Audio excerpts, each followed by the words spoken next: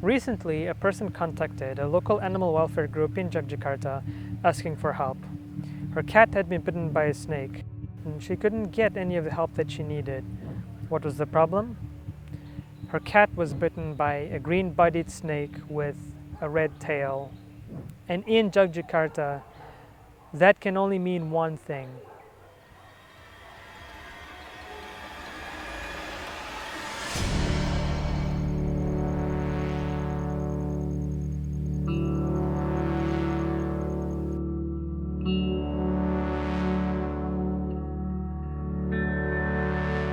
This video is going to be in three parts. The first is what happens if you're bitten by a snake. The second is what happens if your pet is bitten by a snake. And the third is going to be the story of the specific species that bit this cat in particular. And to help me throughout this video, I've enlisted my friend and herpetologist Donan Satria, and we will be intercutting with an interview that I conducted with him also recently.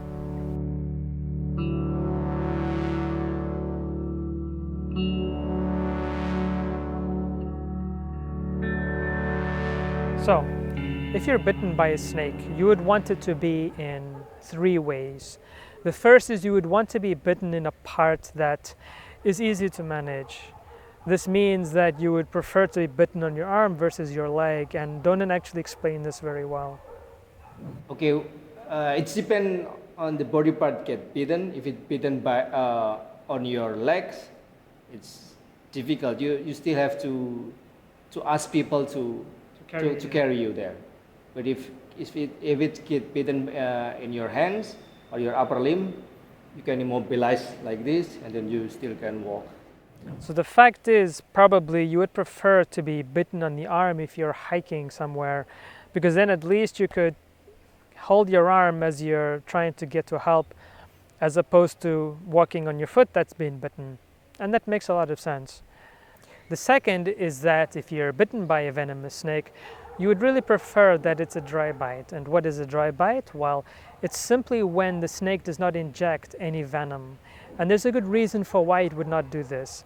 Snakes actually take a lot of energy to produce their venom, and if they don't have to, they would prefer not to actually use it. So if a snake does actually release the venom from its fangs, it's with purpose and it's for a reason, and you would prefer you and your potential death to not be the reason, and so you would simply prefer for it to be a dry bite. And finally, you would want there to be antivenom for the specific species that bit you. This might sound quite simple, but in reality it's not really. In Indonesia, there is actually only antivenom for 3 species. And again, Donan will help explain this part. But only one antivenom, which is polyvalent antivenom, and it can be used to cure for 3 species, 3 different species: the Calocelasma rhodostoma, the terrestrial vipers, the kraits, Bungarus candidus, and also for spitting cobra. If you are bitten by a crate, and you go to the clinic, there's a good chance you can. Yes, recover. I think when I get bitten by a crate and then go to the clinic or hospital, I think I have a bigger chance to get this antivenom. But if you're bitten by green tree viper, If I get bitten by this viper, we don't have any antivenom in Indonesia. It's not available so in you have Indonesia. to immobilize. Yes, I have to do immobilization. So just to recap, if you're bitten by a venomous snake, you would want it to be in a part of your body that is easy to manage. You would want it to be a dry bite so that you're not getting any venom or maybe a little amount of venom. And you would want it to be by a species that at least we have the antivenom for. And in the case of Indonesia, it's only 3 species. And so you'll only be able to get your antivenom if it's the ground viper, if it's a spitting cobra, or if it's the banded crate. And otherwise, if we do not have the antivenom for it, then we have to use other methods of actually treating the snake bite, which was actually the experience of Donan himself. And you were actually bitten by a snake before? Yes, Well, multiple times, but the one specific time you were bitten also by by Trimeresurus. yeah, by Trimeresurus. And since we don't have any antivenom, I have to do immobilization. I have to immobilize my hands, my limbs, and then I have to rest for 1 week, and then I have to consume nutritious food in order to get my immune system be able to stand against this antivenom. Now let's look at what happens if your pet is bitten by a venomous snake. And unfortunately, we don't really have a lot of information in this aspect because many times if someone's pet is bitten by a snake, and this is usually going to be a cat or a dog, we actually don't have information on it because usually the animal will die before we do get that information, before we receive a report of the fact that your pet or someone's pet has been bitten by a venomous snake. So the simple fact is that we don't really know what to do because we don't have a lot of information on it.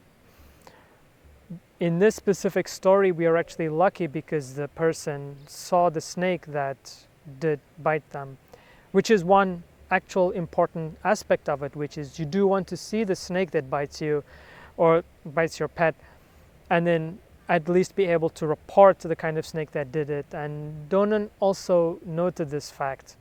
It's important for us, the victim, to identify the snakes because it will help a lot. It will help the doctor to choose the proper or the correct antivenom.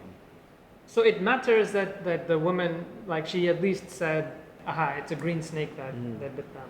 If, how difficult is it if I don't know what snake bit me? Oh.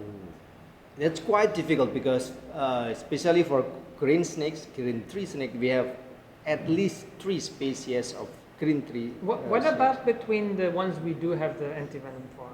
So let's say I'm bitten by snake, and it might be cobra, might be crate, might be viper, but I don't know.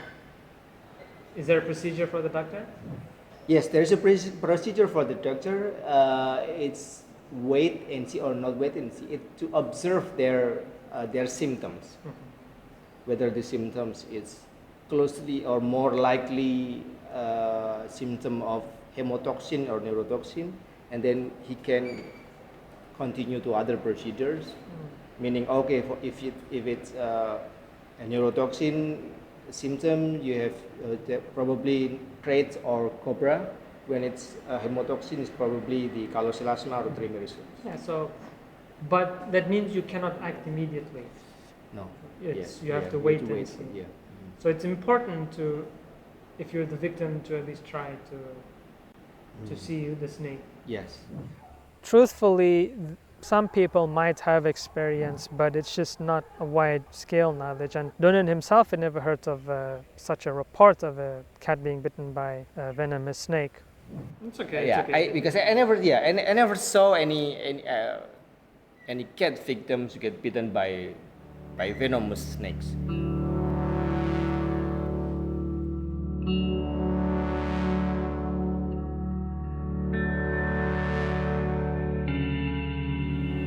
And now let's look at the story of the specific species that bit this cat. So how do we know that it is the species that we think it to be? And in this case, the owner of the cat said that it's a green-bodied snake with a red tail. And in Yogyakarta, we know it to be one specific species, and that is, in fact, Trimeresurus albolabris. And we know it to be this specific snake because it is a green tree viper, and in the entirety of Java, there are in fact only 2 green tree vipers. One of them is Albularis, the other one is in the same genus, and it's Insularis. And in the case of Yogyakarta, we know it's going to be this specific one because this specific species only inhabits this range. In fact, Insularis only inhabits the eastern part of Java. And as Donan notes, if you're bitten by a green tree viper in eastern Java, it's more likely to actually be Insularis, not actually Albolabris. So if we are in Jogja, the answer is pretty easy. We know that it is going to be Albolabris because we don't find Insularis in Central Java. Yes. Mhm. And of course, if we are in East Java, now it's more difficult. Yes. Mhm. Yeah, that's correct. So yeah, but mostly in East Java is for insularis one, mostly. But in Central Java and West Java and Yogyakarta mostly, or naturally, we found only Albulabris. What makes this an interesting story? And it's the fact that if we look at the ranges of these two snakes, we can ask several questions. And the first question is really, why is it that insularis is found in Java but not in the western parts of Java or the central parts of Java? And then at the same time, why is albularis not really found east of Java? Because, well, these are similar snakes, they're in the same genus, they pretty much look the same, and Donna notes that really these snakes are very similar, and they have one interesting aspect that does actually separate them, which is the fact that they have different eye colors. Let's look at that a little bit more. What's the main differentiator between these two snakes? For quick determination, we can use the eye colors or the pupil. When the eye color is yellow, most probably Albulabris. When their eyes is red, most probably it's insularis. Mm-hmm. And so that's a quick indicator that would tell us. Yes. Mm-hmm. But not a conclusive indicator. Yes, it's a quick indicator, but it's not scientific identification. To recognize the species, you have to see the scales around the head. You have to count the scales around the head and around the body, I think. So, Albulabris means literally white lips. Yes. Mm-hmm. So the name is very specific, white lips. White lips. Mm-hmm. But sometimes insularis is also called a white-lipped viper. Yes, because I think both are white-lipped vipers, but since insularis only in small island, that's why they have their own different specific name. The insularis, meaning in insular meaning islands, so they are coming from the islands. Both are actually white-lipped, mm-hmm. because both have a similar morphological sign, the white lip on their head. Which I still don't see. Yes. But okay, so it's just that. So it still can be called that, but that's not really the proper common name. Yes. Mm-hmm. It should be Lesser Sunda Island. Maybe this is my hypothesis. Why they name it white lip, because I think they already stored in the preserved liquids, and then their color is bleached, so it's become whiter on the mouth, more whiter compared to the head. I mean, yeah, this light green become whitish because of the bleaching process, and then the scientists saw it as a white, and then they name it white lip. That's my hypothesis, and that's what usually happen to other species. Yeah, now we're going on a different tangent. Yes. Because this is basically, so the implication is that many species are actually incorrectly named because the sample is not a living sample. Yes. That they were looking mm-hmm. at. Yeah, that's a different question. Yeah. It's an interesting differentiator between Albulabris and insularis, that one of them has a yellow eye and the other one has a red one. But in reality, of course, this is not really enough to differentiate them. There are other ways that we would have to employ. And as Onan said to me, molecular analysis would be the correct path to do that using modern technology. But in terms of their ranges, again, why is it that one of them does not go west and the other one does not go east? And we do get into an interesting aspect of biogeography here, where we can consider the Wallace line. And we went back and forth on this and whether it could be the case. And realistically, we have to ask the simple question of the fact that if we go from Java to Bali and then to Nusa Tenggara and to the rest of the Lesser Sunda Islands, they have to hop from island to island to island. these snakes cannot swim. So the way that they are moving across this chain is the simple fact that they are hitchhiking on something. If we look at the past where the sea levels were lower, we might get one answer there, which is the fact that they would simply be able to cross on land. And when sea levels were lower in the most recent ice age, it was actually true that species would be able to migrate across the Indonesian archipelago, at least parts of it. Some parts they would not be able to cross, but we would have the Sunda Shelf, and they would be able to move along the Sunda Shelf. But as sea levels go up again and these snakes cannot swim, we do have to ask the question of why can they move across these islands? And the simple answer again is that they are hitchhiking. Whether it be through some sort of vegetation that maybe is washed ashore from a storm, or more likely that they are carried by humans, of course unintentionally, they will be arriving in these different parts. And so we do then get to the question of, was Insularis in Java from the beginning, or was it in Bali and then came to Java, meaning that it already differentiated from Abelabris a long time ago, or did they differentiate more recently? We still don't know the reason that Insularis is found in East Java, whether it is purely transported by people, because you mentioned that people have said that it's been there for a long time already. Yes, so far I didn't found any scientific explanation on this, but based on local people that they said that it's already there for many years ago. Yeah, maybe we can assume that they were already there. But we don't know if they were introduced Yes, a long time ago. long time ago. Hello from the editing desk. I think it's just worth adding here that there is one study that did actually suggest that Insularis could in fact have gone from the Lesser Sunda Islands to East Java. So instead of going from west to east, going from east to west. And this is directly related to the fact that the Indonesian through flow does go from north to south. So the basis for it is really the direction of the ocean's currents. And meanwhile, Heinsohn did also find that only a few Australasian species have been successfully translocated by humans across the Wallace Line. That's why I asked if you know when they became different species.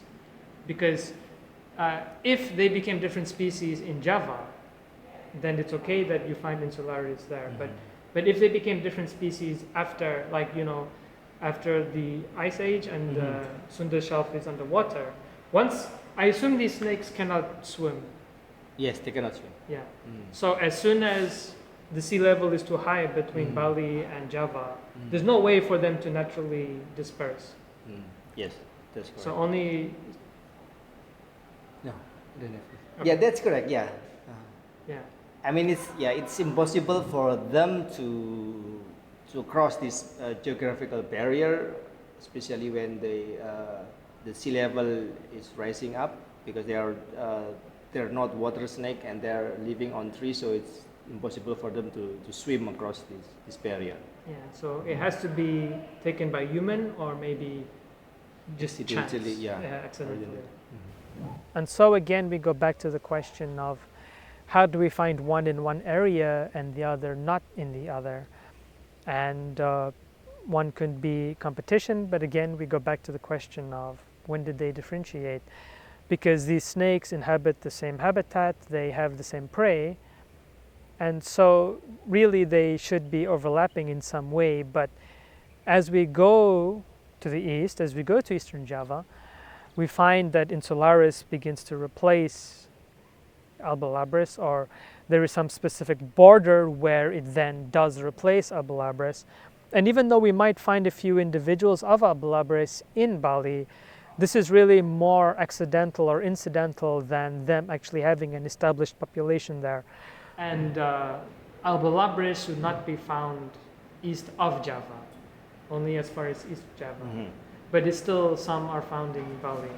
Yes, I think in previous research, Albolabris can also reach Bali, and it's possible to have Albolabris in East Java. But I think when you go farther eastern, it's impossible to find them. Do you still find insularis here? Some record, yes, we do find several insularis, not several, only one or two insularis in the wild, but I'm not sure that it was naturally or it was Introduced. yeah, introduced.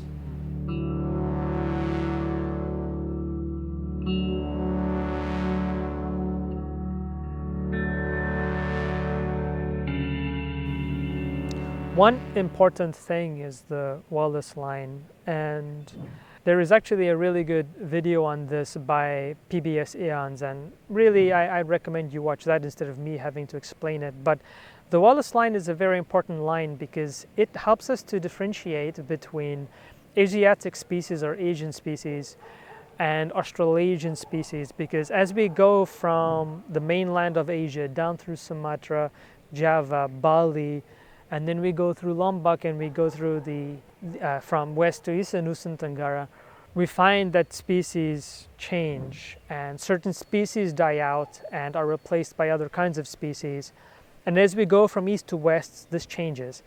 And then we see that species that are found on the western part of the Wallace line are not found on the eastern part. And similarly, species that we find on the eastern part, we don't actually find on the western part. The Wallace line actually separates species, and there are many reasons for this. In the case of crossing from Bali to Lombok, there is one actually simple answer, but part of other groups of answers, and it's that these are very difficult waters to cross. And so if species have to cross these waters, they're going to have a very difficult time doing it. This creates a very specific line where simply species that are found in Bali are not going to be found in Lombok and vice versa. Donan did say that this is actually the truth for Abelabris, where we might find a few individuals of Abelabris in Bali, but for a fact, we are not going to find Lombok with Abelabris. We're not going to find Abelabris in Lombok, or really going anywhere east. So there is a very specific hard border for Abelabris, which is Bali, which means that the Wallace line is a hard border for it. But in the case of Insularis, this is not the fact, because Insularis, and it's known sometimes as the Lesser Sunda Islands viper, it's found all the way across the Lesser Sunda Islands and then even able to cross from Bali into Java. Going back to our original question of, was it always in Java, or did it cross back and forth in some way, which of course species can do. Dispersal is not a one-way thing, it can go back and forth. And so is Insularis going back and forth? These are very interesting questions, and maybe in the case of the cat that was bitten, not very important ones, because I do have to note that functionally, whether you are bitten by Insularis or Abelabris, in Indonesia, we do not have the antivenom for these snakes, and so you're just going to have to treat them in the same way. There is no functional difference between these species.